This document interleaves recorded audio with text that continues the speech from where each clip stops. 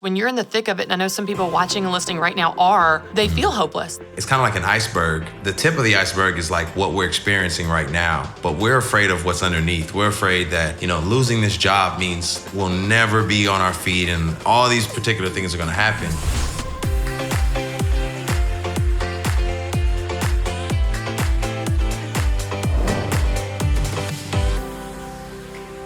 Everyone, and welcome to the Christy Wright Show. I'm so excited because today we are talking about how we can have hope that things can change, even when it feels like that they can't. Then later on in the show, I get to sit down with the amazing Lecrae. He is a musician, he's an entrepreneur, he's an author, he is all the things, and he's got some amazing wisdom for us when it comes to restoration and bringing things back to how they should be. But first, let's talk about how to have hope that things can change at all. Well, I've got a silly example for you guys, but y'all, this is one of these examples in my life where I have seen God's hand in such a personal and specific way that you could not deny that God did it. All right, well, let me take you back to when I was about 23 years old. I moved to this little house that was backed up by the Harpeth River. So it was over in Bellevue, and it had a beautiful backyard that was fenced in, but then outside the fence, there was this steep hill down to the Harpeth River. Well, as soon as I moved to this house, and I was renting it with some girlfriends, I saw the fact that the river was basically in the backyard, and I was like, I've got to get a canoe. I've always loved canoeing. I canoed growing up. I canoed at camp, and I thought, this is going to be so fun. I would love to get an old used canoe to keep at my house so I can canoe the Harpeth right out my backyard. Well, I reached out to my mom because I knew that she had a friend that worked for this canoe company.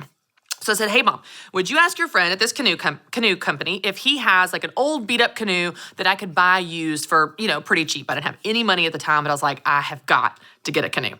Well, just a few days later, Mom shows up at my house with a canoe. She said he couldn't use it. It was kind of beat up. He's just going to give it to you for free. I was like, great. Now, granted, it had no seats. It had holes in the bottom, but it was yellow and it was mine and it was free. So I was so excited to get to have my own canoe. And y'all, I put so much time and effort into it.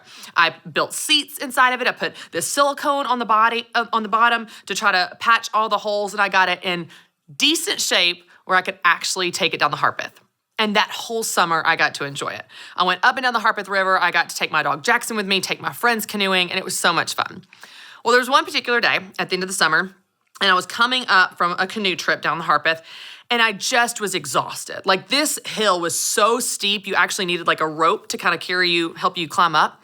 And so I thought, I'm not gonna pull the canoe all the way up the hill and into my backyard and inside the fence. Everyone knows that this is kind of an extension of my yard. I'm just gonna pull it up on the hillside, flip it over, and I'll get it tomorrow. It was getting dark and I was tired, and I was like, it was really hard to carry it up the hill by myself. So I was like, I'll just leave it here, flip it over, pull it up far enough. Well, the next morning, I go outside and my canoe is gone. And y'all, I know this sounds so silly now as a grown woman, but I was truly devastated. I cried and cried and cried because I'd prayed for a canoe and asked Mom for a canoe, and God brought me this canoe. And yes, it was yellow and beat up and had holes and had no seats, but it was mine. It was something God gave me. It was something I had so many amazing memories in, and I was so sad that it was gone. Well, fast forward. A year goes by, I grieve my canoe. I'm not even gonna buy another one because I feel so guilty that I was irresponsible and left it outside the fence. I don't deserve a canoe. I obviously can't handle the responsibility of a canoe, so I just let it go. Well, about a year and a half later, I ended up moving to another house, but this house was on 40 acres and I was living at a farm. That farm just so happened to be surrounded on all sides except one by the same Harpeth River. And I thought, okay, I have paid my penance. It's time for another canoe. I have got literally the Harpeth River, my whole backyard again. I want to go canoeing again. Let me ask Mom if I can get another canoe, but this time I'll really pay for it. I promise I'll pay for it. Please, let me just see if I can buy another canoe because I've got to take advantage of this awesome Harpeth River. Well, even though I was so sad my yellow canoe had been gone, and even though I prayed so hard that I would find it, someone would be a good Samaritan, bring it back, it never happened. And when I asked Mom if I could buy another canoe, she said, I'll reach out. I'll help you get another one. Well, a few days later, my mom pulls down the old gravel drive of my farmhouse, and I was so excited because she told me she was bringing over another canoe, one that they couldn't use. Apparently they had a surplus of beat up canoes they couldn't use. But y'all, when she turned the corner and went parallel to my house, what I saw stopped me in my tracks. Sticking out of the back of her old Suburban was the yellow canoe. And I knew it was the yellow canoe because it had the same sticker and it had the same holes that I'd patched and it was the same seats that I had built. Y'all, God brought me back my original yellow canoe a year and a half later. Tears start streaming down my face. My mom was like, what are you doing? She had no idea it was the same one. Neither did the people at the canoe company. Apparently what had happened was the canoe owner's wife was driving down the street one day, saw that canoe propped up on someone's front porch, someone that had stolen my yellow canoe. She recognized the sticker and the logo as theirs, went up and told them, this is our canoe, I'm taking it back. She took it back to their shop and they just left it there, knowing it was theirs, but never making the connection that that was the canoe I had. That was the canoe they'd given to me. And a year and a half later, when mom reaches out and says, hey, do you have another canoe? My daughter, that's into canoe collecting, she needs another canoe. She's happy to pay for it. They said, oh, we got this old beat up one. It's got some pretty rough looking seats that someone built, but she can have this one. No one ever knew that that was the same canoe, but I did. And as I sat on my front porch, I was blown away at how personal our God is. How our God cares about everything, the big things and the small things and everything in between. I love the quote by Elizabeth Elliot where she says, if you believe in a God that controls the big things, you must believe in a God that controls the small things. It is we, of course, to whom things seem big or small. So I don't know what you're worried about today, and I don't know what you've lost or what has been broken or wounded from your past, but I want you to know that our God is a God that heals. Our God is a God that restores. Our God is a God that cares about the big things and the small things. And just one day can change everything. One day of my mom showing up at my house with my old yellow canoe that I thought was gone forever. I didn't have to have that canoe. I could have gotten any canoe, but what a God wink that he has me and he sees me and he can bring things back to me. I had an interesting experience earlier this year that was a lot more personal than a canoe situation because it was a relationship. I was down in Florida with my husband, Matt, and we were sitting there eating at this outside restaurant and having burgers with my son, Carter. We were on this trip with him, taking Carter down to the beach. And out of nowhere, I picked up my phone. I don't know if you guys have ever done this where you do something that's almost this out-of-body experience and you're like, I don't actually know what I'm doing right now. I picked up my phone and I texted an old friend named Takia. Takia had been my roommate in college in Florida. She was my roommate my freshman year, and she was one of my best friends for the 10 years after college. We were so close, and I loved Kia so much. And over the years, we just lost touch. We lost touch so much that it became kind of to the point where you feel like, well, now it's been too long in between us talking. It's too awkward. What would I say if I reached out? And I would think of her from time to time, but I would never reach out. And for some reason on this day when I was in Florida where I knew she lived, where we had been roommates and she stayed after I moved back to Tennessee, I picked up my phone and I didn't even think. I plugged in her name and I just sent a text, hey, is this still your number? And what happened next was text after text after text between us, tears streaming down both of our faces of just like, how have you been? Man, I missed you. I'm so sorry we lost touch. I don't know what was different about that day that I decided to text her. I don't know what was different about that day from any other day over the last 5-7 years that we haven't spoken at all. But that day changed everything. That friendship was restored. That relationship I felt like was lost or just kind of life got too busy for is back. And now we talk all the time. And my friend is back. So whether it's an important relationship in your life that maybe a bridge has been burned and you don't know how to reach out, maybe it's a conversation you want to have, maybe it's an apology you need to make, maybe it's a canoe you need to pray for, maybe it's something silly or maybe it's something serious, but I just want you to know that our God is a God that restores. Our God cares about the big things and the small things and everything in between, and he can change anything. All right, y'all, I want to tell you about a new resource that makes screen time meaningful called Minnow. Minnow has shows that kids love with values that parents trust. And here's the cool thing. It helps my family connect with God every day of the week, not just on Sundays. And I know that I can trust the shows because Minnow has an amazing team of moms, dads, and church leaders that make sure every show is safe. You can learn more about Minnow by downloading the Minnow app, or you can go to gominnow.com. That's GOMINNO.com. All right, y'all, I am sitting down with New York Times bestselling author and rapper and recording artist and businessman and all the things, Lecrae, and I'm so excited to get to talk to him. Lecrae, thank you so much for being here. It's an honor. Thank you for having me. I was just telling you off air, I'm a huge fan. My sister's a huge fan, and this is a lot of fun because I'm so excited to dive into the work specifically that you're doing this year with your album and then your new book, I Am Restored, because man, what a timely message for what the world is going through. So I just want to kind of back up and ask you, let's start with the album. Kind of tell me a little bit about the first idea and heart behind this message of restoration and where it came from for you. Yeah, I mean, the album and the idea, the whole ecosystem of restoration came about because I saw how both myself and other people lacked a safe place to be honest about some of their fears, their shortcomings, the obstacles that life has hit them with, and not having a safe place to hear that though you've reached an impasse, a tough place, that doesn't have to be the end of the story.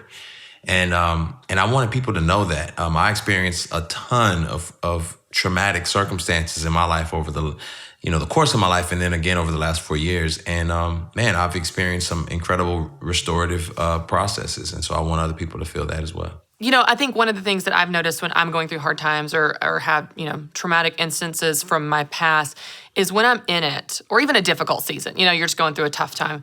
When you're in it, it feels like it will never end. It feels like there's no light at the end of the tunnel. You're like, it's going to be like this forever. It's so easy to feel hopeless. So how do you help people remember when they found restoration before, or even have hope that they can find it again and reignite that hope? Because gosh, when you're in the thick of it, and I know some people watching and listening right now they feel hopeless. They feel like, is that even possible for me? Because man, it just feels like it's going to be like this forever. Yeah. Well, one thing I would say, I mean, you named it, is we kind of cascade into this dark place of just thinking about, if this happens and this and this and this is going to be terrible and this is going to last forever. And I think what we have to do sometimes is get to the root of that. Is what's the root issue? And it's kind of like an iceberg, and the tip of the iceberg is like what we're experiencing right now. But we're afraid of what's underneath. We're afraid that losing this job means that we'll never be on our feet, and we're going to lose our house, and all these particular things are going to happen.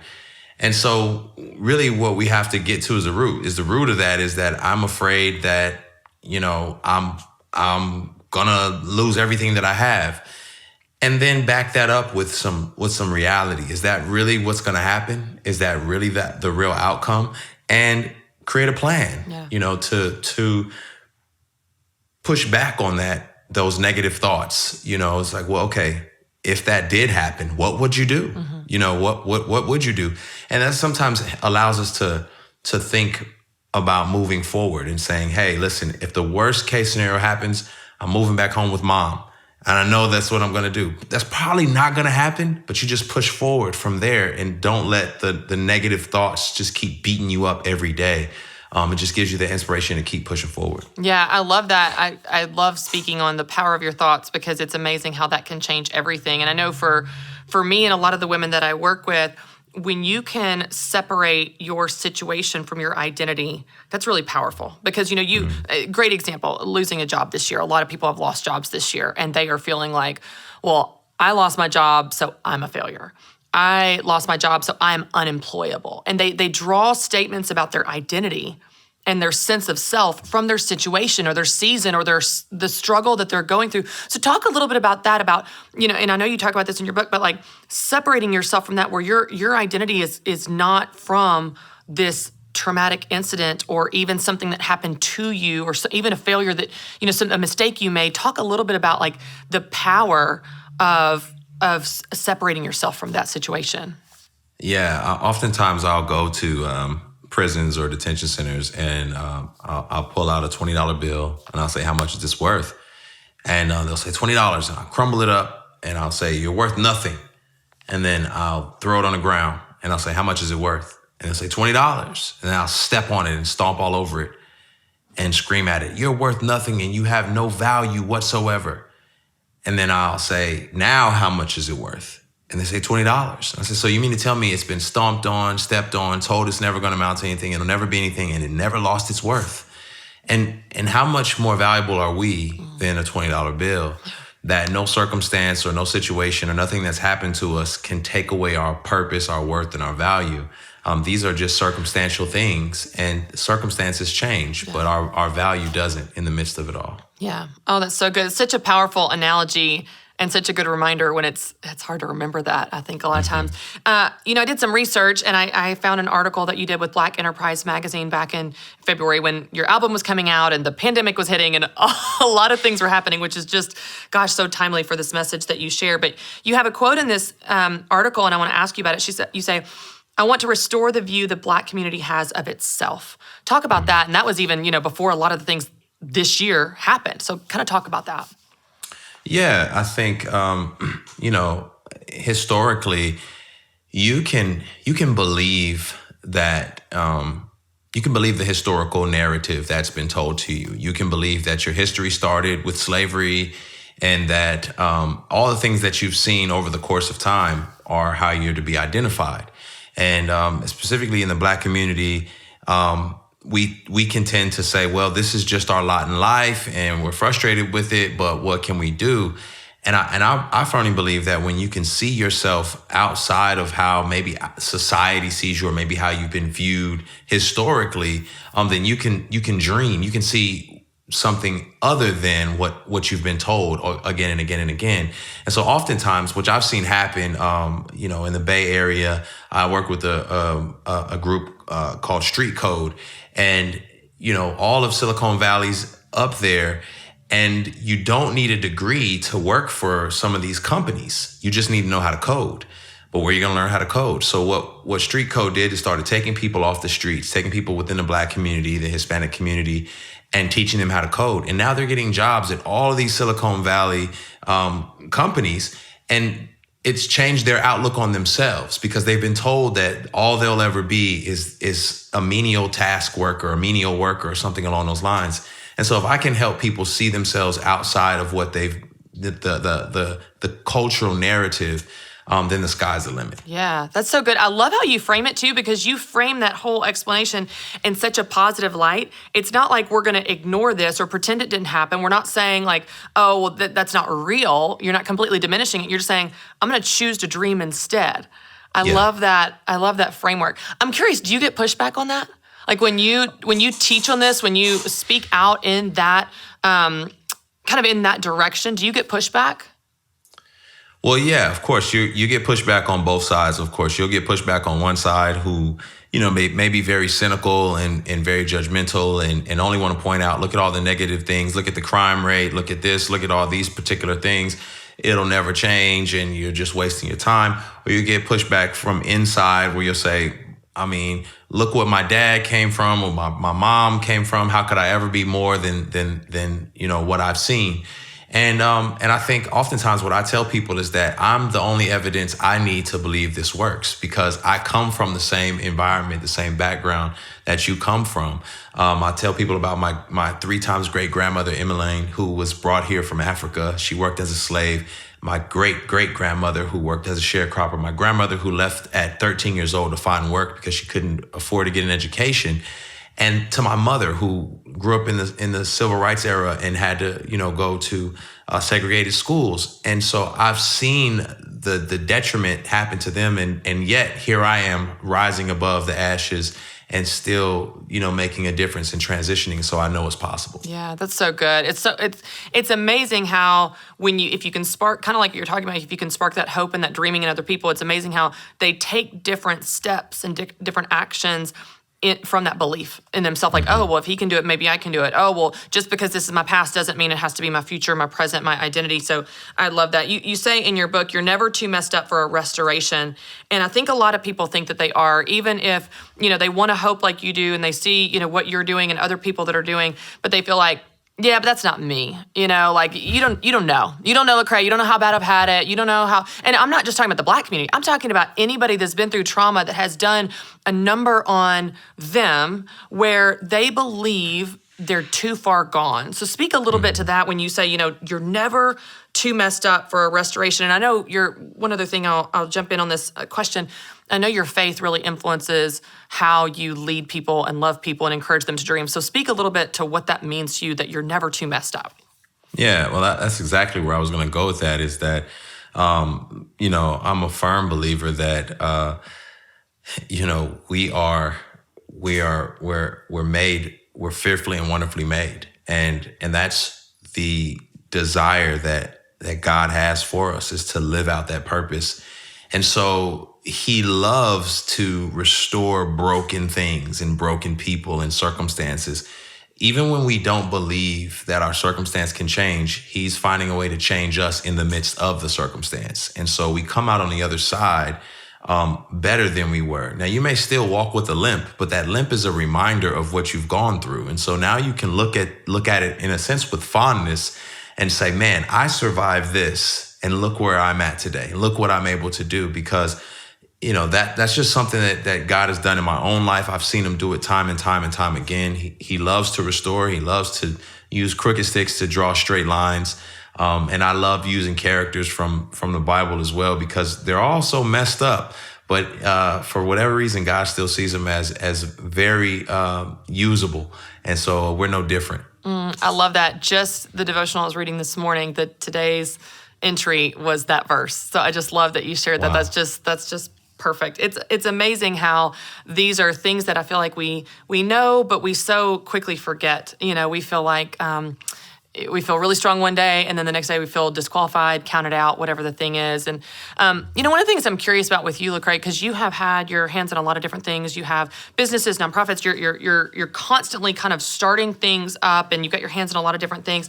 I'm curious how you have gotten into those things. How do you follow those passions, those dreams? How have you figured it out, with someone that I'm guessing, I don't know that you have a business background. How have you kind of gotten into that and made your way? Because a lot of women that listen to this show and come to the Business Boutique event, read the book, they feel like, well, I don't have a business background. I could never do this. I have this dream in my heart, but I don't know. I'm not a real business person. So speak a little bit to, even like we were talking about that identity of like, oh, I'm not a business person, how you've been able to go into these spaces and make a real difference in the business world. Talk a little bit about that, if you would. That's funny. It's funny because I was literally talking to my daughter about this exact same thing.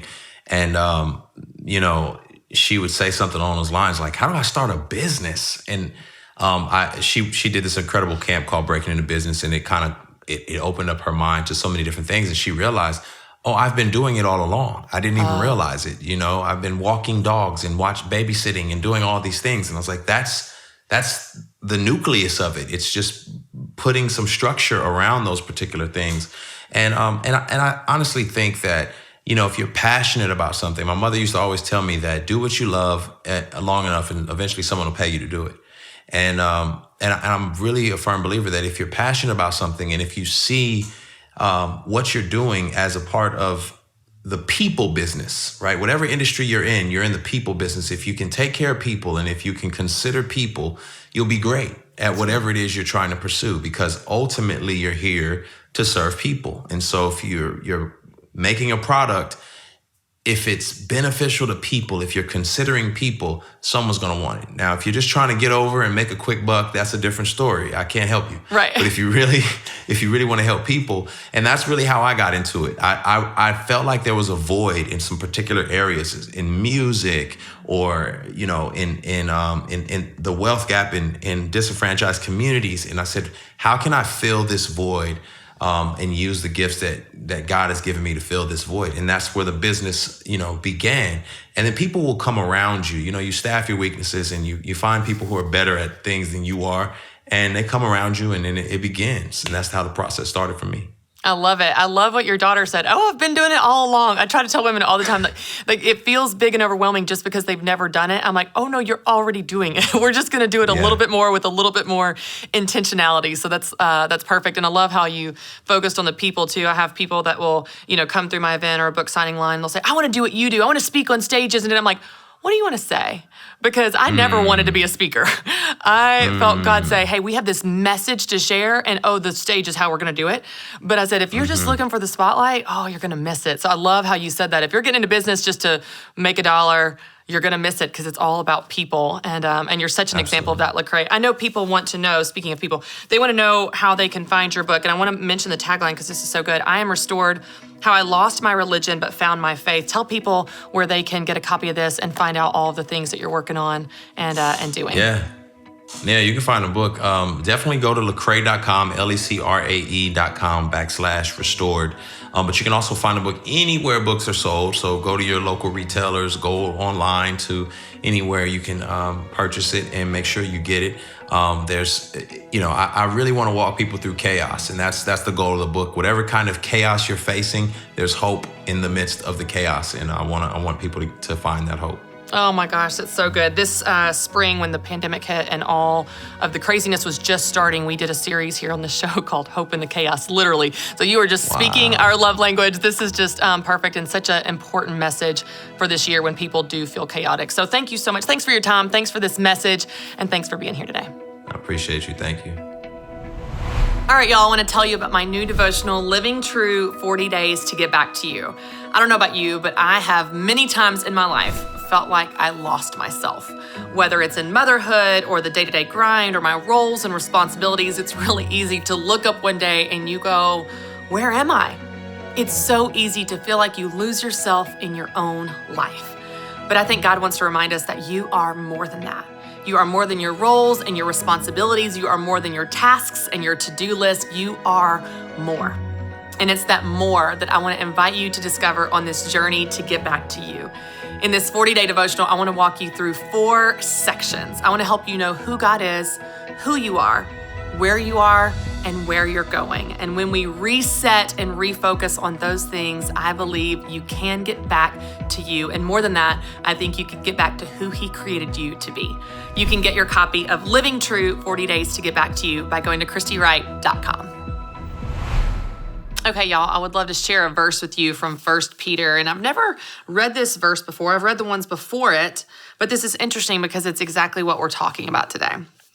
It says, "And the God of all grace, who called you to His eternal glory in Christ, after you have suffered a little while, will Himself restore you and make you strong, firm, and steadfast." And it goes on to say, "To Him be the power forever and ever. Amen." I love this verse, not just because it talks about restoration specifically, but it talks about where that restoration comes from. You know, it's so easy to look at what's going on in front of us and what we're experiencing in our sadness or our brokenness or how we feel like we can't see a way out. And God is saying, I can restore you. I can make all things new. Our God is the ultimate healer. You know, if you look at the verses even before that verse, it says, "Humble yourself, therefore, under God's mighty hand, that He may lift you up in due time. Cast all your anxiety on Him because He cares for you." It goes on to say, "Be self-controlled and alert.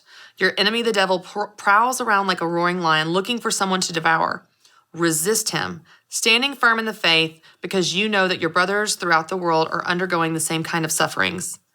And then it says, "And the God of all grace, who called you to His eternal glory in Christ, after you have suffered a little while, will Himself restore you and make you strong, firm, and steadfast." I love this promise. I love this reminder that God can do anything. He knows everything and can do anything. I love this reminder. I love this promise because I don't know what you need right now. I don't know where you need something to be put back together, where you need a promise to be fulfilled, where you need a prayer to be answered, where maybe you have a burned bridge, a relationship you've given up on. You think, oh, there's no hope for that person. Yeah, I'll pray for these things, but I can't pray for that situation or that person or that conflict.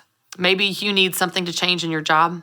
Maybe you need something, a plan to be showed to you. Maybe you need a dream fulfilled. Maybe you need a path or a resource or someone or something to come through for you. I just want you to know that God can do it. If God said it, He will do it. He does not make promises, and He can restore you. And I believe it's those things where we have our deepest wounds, our deepest brokenness, that we want Him to come to Him with them. He wants us to trust him with those things and know that he can and will restore us. He will make us steadfast and strong. I've got some journal questions for you as you think about this and process it for yourself. The first question is simply, where do you need restoration? Where do you need healing? Where do you need God to come through for you and put something back together or heal something that's been broken or lost from your past? Where do you need God to restore something in your life? Write down your answer.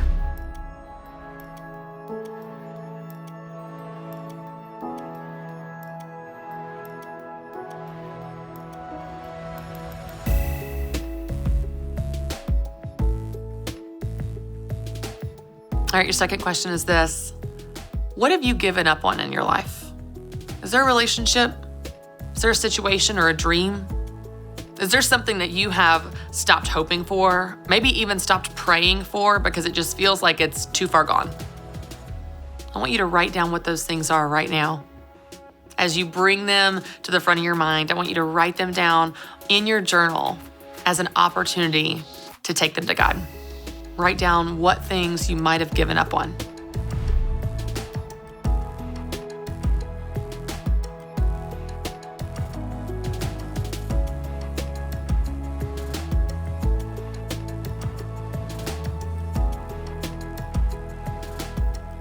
All right, for your third question, I just want you to write down a prayer.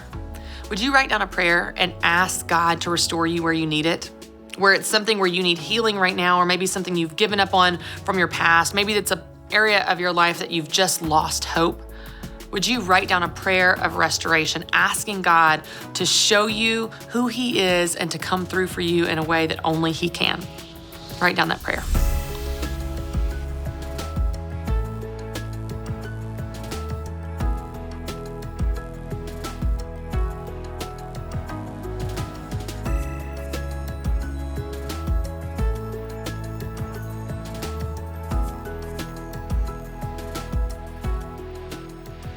All right, I'd love to pray for us as we wrap up.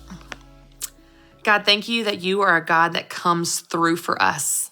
Even when we give up on you or give up on other people or give up on situations or dreams or hopes, you never give up on us.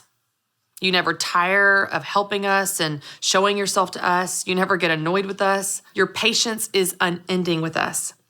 God, thank you that you love us. Thank you that you provide for us and you heal us and you can make all things new. You can restore our lives where we need it, and you can provide for us in the ways that we're asking. God, I pray for every person right now, especially those right now that their chest is tight, tears are welling up in their eyes. There's that person or that relationship or that situation that they have lost hope about, that it feels too painful to even think about, much less pray for. God, I pray for them right now. I pray that you show yourself to them in that situation, that you would wrap your arms around them, let them feel your love and your presence, and let them relax into your embrace, knowing that you can heal, you can restore, you are good, you are for them. You know everything, you can do anything, and we can trust you with our lives, even that thing. In Jesus' name, amen. Thank you all so much for joining me as always. And you can tune in next week for another new episode of The Christy Wright Show. And of course, for more encouragement on building confidence in yourself and the God that created you, you can visit ChristyWright.com.